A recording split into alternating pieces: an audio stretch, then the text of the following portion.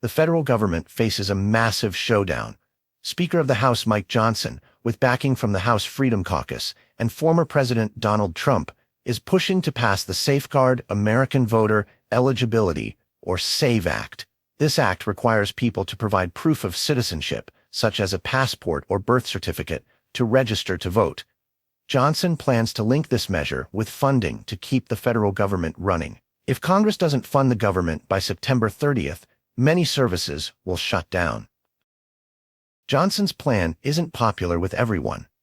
House Democratic leader Hakeem Jeffries called the proposal unserious and unacceptable, stating that it would risk shutting down the government just before elections.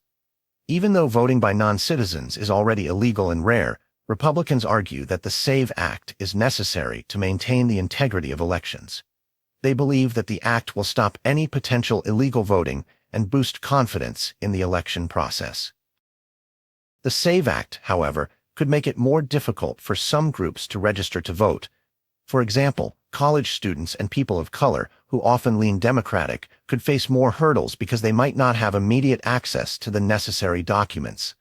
In Arizona, a similar law has made it slightly harder for such groups to vote, creating concerns among Democrats and some Republicans. On the flip side, Johnson's push for the SAVE Act comes with hefty support from the conservative wing of his party and from Trump himself. Trump declared that Republicans should not back down, even suggesting that they should shut down the government if they don't get their way. Johnson's alignment with Trump and conservative values, stressing personal responsibility and national integrity, underscores his determination. Many fear a shutdown. Key figures like Defense Secretary Lloyd Austin have warned that a shutdown would harm the military's readiness and affect service members and their families.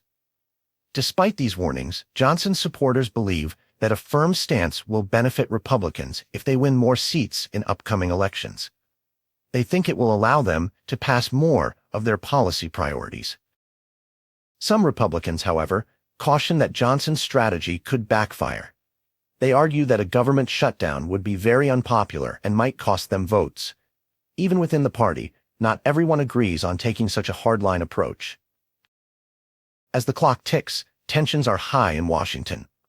Johnson is in a tight spot, balancing between meeting the demands of his party's right wing and avoiding a shutdown that could harm the GOP's image. The coming days will be crucial in determining if a compromise can be reached or if the government will indeed face a shutdown.